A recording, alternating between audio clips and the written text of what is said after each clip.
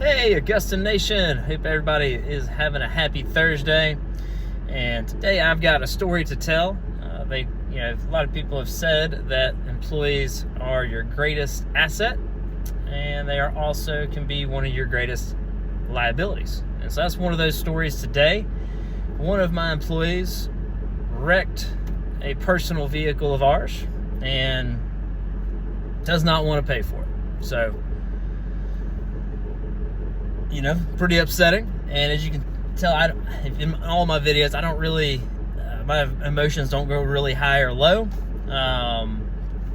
And so if you can't tell how upset I am in this video, it's because the one emotion that does get me high is anger. And a few days ago, it was Monday, I believe, I was super pissed. And now I've had time to think about it. That's why I waited to do the video, because I had to really think about it. Had to cool down. So wrecked my wife's car that she had paid off in college. It's probably, as far as the vehicle, worth about $4,000. So never good when something like that happens, but it happened, and I'll tell you how I handled it. It happened it happened last week. So it happened last week. The employee did not even come apologize to me. I had to come to him and see what he wanted to do about it. At the time, I think it was a Friday. I think it was last Friday. It's either last Friday or last Thursday. Anyways, it's a personal vehicle, not under commercial insurance. It is my wife's vehicle, still in her name, and immediately I just, in my head, I was like, all right, well, he wrecked the vehicle, he's gonna pay for it. That's what a normal, responsible human being does in this world, is you pay for things that you break. You handle your responsibilities as an adult. So that was my fallacy there. Not all people are prudent. Not all people are logical. Not all people want to handle their responsibilities. So I handled it pretty well at first, because I kind of, in my head, I thought he was going to do the right thing.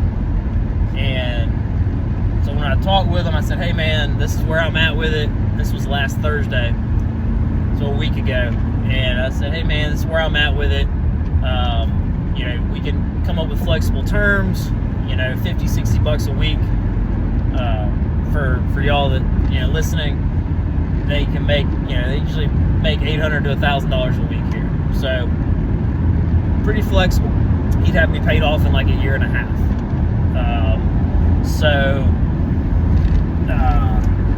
I was like, man, you can pay me back, or quit your job, is what my initial reaction was. And I figured he'd pay me back. I said, hey man, take time over the weekend to think about it, and just let me know. I kind of figured he would immediately be like, no man, I'm going to pay you back, it's all good.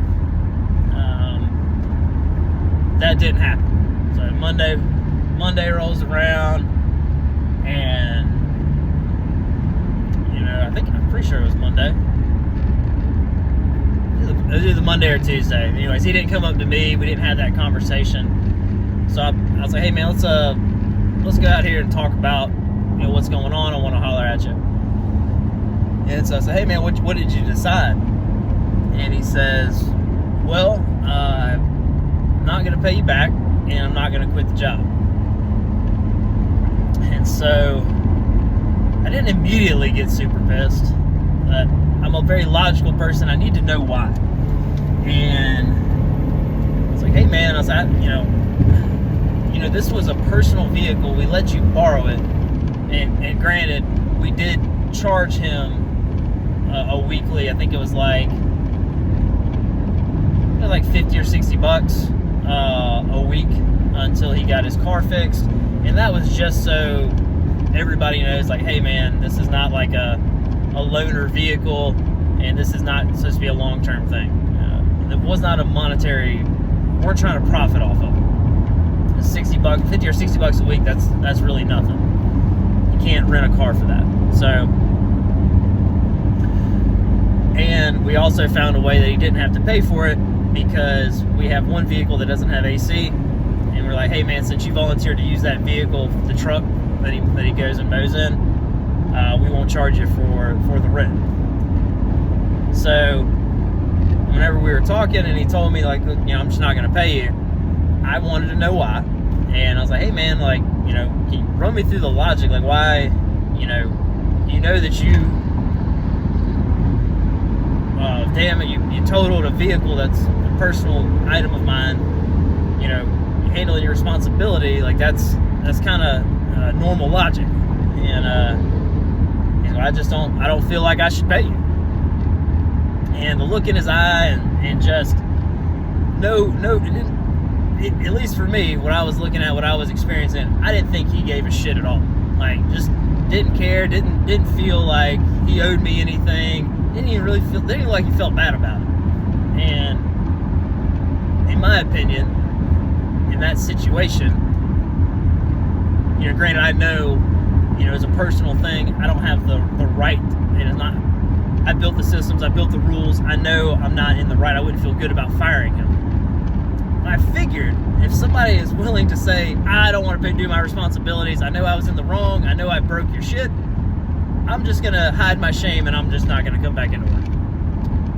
It's kind of what I thought. But no, he said, now I'm going to show up at your place of business, remind you every day that you made a wrong decision there, buddy, and I don't respect you, and I'm not going to pay you. That's how I felt. And so, and again, I wanted to know why. Like, why do you feel that you shouldn't pay me? Why do you feel that's right for you? If he could have come up with a logical reason, I probably wouldn't have gotten as upset. He just said it just doesn't feel right. I said, okay, I get that it doesn't feel right. I said, what's the logic sequence in your head to come up with that feeling? And the feeling comes from logic, somewhere, some way. You know why you don't want to pay me. And I said, hey man, do you think I'm wealthy? Like, I'm very transparent. We got P&Ls. Tell you how much money I got in my bank account. Like, I'm not doing great. I'm struggling, just like everybody else at this level. And I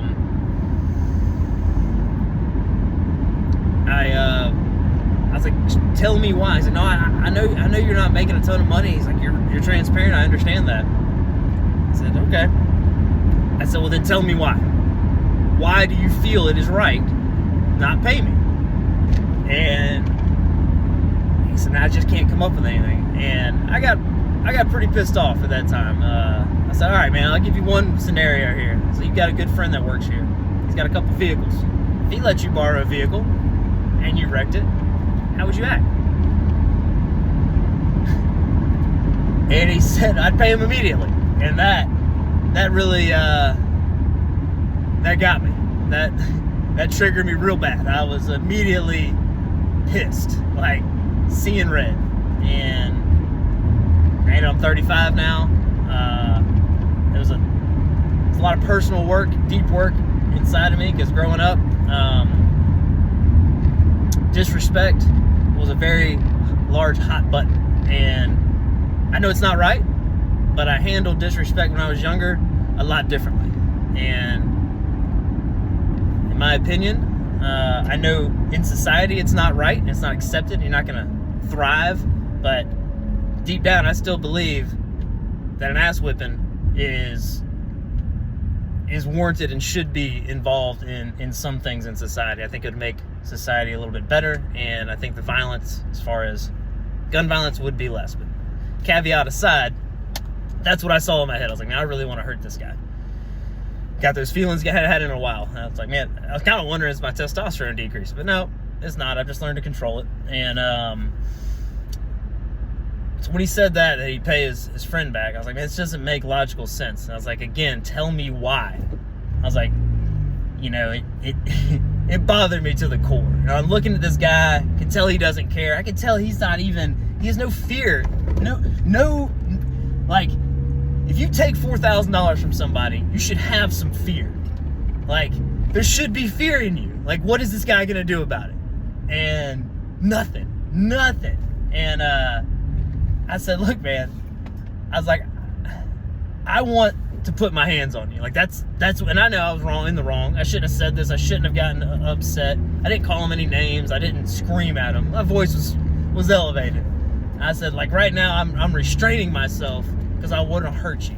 I was like, I just want to let you know. And by the way, don't ever let it get there. Like, that was unprofessional of me. I know that. I let the anger get to me, man. And I let him know, like, look, I want to hurt you. Like, I don't feel like this is in the right at all. I was like, what's bothering me even more is the look in your eyes. There's no fear. Like, you don't even think there's a possibility of me physically touching you. And I said, that should not, like, you living your life like that? I don't know how you've existed this long if you've done stuff like this in the past. And so, you know, I basically left that conversation with, you know, basically I just told him, like, you need to own the responsibilities in your life. Like, what the fuck is wrong with you? And that's where I was at. Like, that's where I left it. And I've gotten better as far as, like, controlling myself. I know it doesn't sound like it. Some people, that violence is not ever, was never a possibility, never had to deal with that at all. Now you're like, man, this guy's nuts. But just being honest, being transparent, I immediately, I was like, man, I shouldn't have, I should not have let that get to me. And so I went and prayed about it a little bit. I went and talked to him. And I said, hey, man, I apologize. I am upset with you. I am very angry, and those feelings were real. I did want to hurt you. But that's not the right way to handle it. And I shouldn't have allowed myself to get that upset. I shouldn't have allowed you to see that. And I said it wasn't professional, and I apologize. Then I went back and prayed a little bit more. Got a little bit more upset, because then I just realized, like, for me, for my personal conscience, and I was like, man, I can't even fire this guy. Like, it was a personal matter. Yes, it shows recklessness. He was on his phone and, you know, rammed into somebody. I was like, man, now he's in my trucks. He knows I'm mad at him. This is my livelihood. He can go and mess with my customers, mess with my vehicles. Heaven forbid he rear-ends somebody in a 3500 that he was driving. It could kill somebody. I was like, man, I don't trust him. And so I went back and talked to him, let him know my feelings. I was like, man, I don't trust you. I was like, but this is where we're at. I can't feel good about firing you. And I just need you to, although we have this personal issue, go out there and represent the company to the best of your ability, and don't hurt me further, basically. And so that happened. And now I'm left with, like, what do I do about it? Do I sue him? I've never sued anybody. I know I can, and I know that it would work. And then so today, this was a Monday or Tuesday, and so today, he wasn't here yesterday, and the day before I left, because I'm going to the Southern Conference, hope to see everybody there. That's coming. Looking forward to it. And I wanted to talk with him again before I left. And I said, look, man, I just want to give you a recap of where I'm at. Still super upset. I said, again, I apologize for being unprofessional. And so I'm still super mad. But as far as your job's concerned, you're doing a pretty decent job. Not the best employee. Probably should have been fired a while ago if I was following my own systems. It's like, but I just want to let you know where you're at. You're not in danger of losing your job for this. Please continue to keep doing well. I don't know if I'm going to sue you or not. I need to pray about it. This is my wife's car. She's probably not as forgiving as I am. And it's also, I don't have a lot of money. Like, I know there's things I can do to control it, but there's times when, many months in a row, where our expenses exceed our income and we eat into our savings. So what do I do? What would you do? Put it in the comments. Like, what do you think about this? What do you think about this situation? Has anything ever happened to you like this, employee damaging personal items. And I did a lot of reflecting, and I always try to think, like, what did I do wrong? What can I learn from this? What can I own? And extreme ownership helps with that a lot. Number one, if I was going to lend a personal vehicle to somebody, I should have made them sign something and get full coverage insurance for that time period, just like a rental car company would. I've never done this before, but I should have done that. And then I got thinking in my head, I was like, did I own everything? And, what level of responsibility do I have in this? And I came to I probably should just have made it a blanket policy, like, just don't lend your stuff out to anybody.